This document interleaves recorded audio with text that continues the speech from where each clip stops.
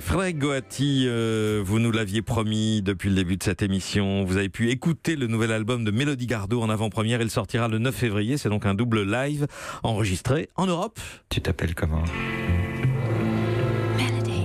Ah, Mélodie. Mais la nôtre ce matin, c'est Mélodie Gardot qui fait swinguer les mots avec ce qu'il faut de sensualité et de sophistication. Charlie, you really gotta see this. It was published in the Paris Review. They had the critic coming through. Mélodie Gardot est une perfectionniste. Elle a écouté plus de 300 concerts pour finaliser ce Live in Europe, dans lequel elle passe en revue ses meilleures chansons et dialogue sans phare avec son public.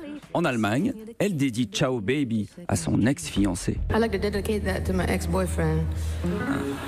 Et un soir à Londres, elle s'amuse à prendre l'accent des faubourgs anglais en réglant le son de sa guitare. What, bruv?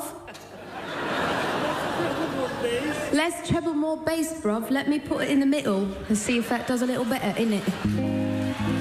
Et quand elle chante Les Étoiles, elle roule les airs comme Edith Piaf. Les étoiles, vous qui êtes belles dans les cieux. Donne-moi toile qui vous donnera l'amour.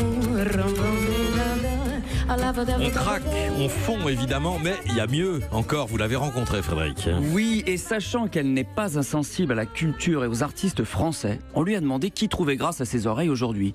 Un nom est venu rapidement, celui de Stromae, un Belge, européenne, vous dis-je. Stromae, je trouve qu'il était magnifique. Il est magnifique, je sais qu'il va arrêter un peu. Mais j'ai adoré le fait que quelqu'un finalement avait trouvé une manière d'avoir une musique populaire avec des mots intelligents. Ça, c'était ouf. Mais Mélodie reste aussi attachée aux artistes de son pays natal. Mélodie adore Grégory, le grand Grégory Porter, bien sûr. Et elle le pense même capable de chanter l'annuaire téléphonique. Si. Il peut chanter le phonebook. Ah, j'ai rien à foutre. Il est magnifique, le mec. Bref, Mélodie Gardot n'aime plus son ex-fiancé, mais elle aime parler français, elle aime les chanteurs à texte et les chanteurs à voix. Un dernier mot, la pochette de Live in Europe qui vient d'être officiellement dévoilée et comment dire, inhabituelle. Oserais-je dire culottée? Non, pas du tout. On la voit de dos, elle joue de la guitare et elle n'a pas beaucoup d'habits. Elle est à cher Jean Rochefort, aidez-moi. Enfin, vous voulez dire nu, quoi.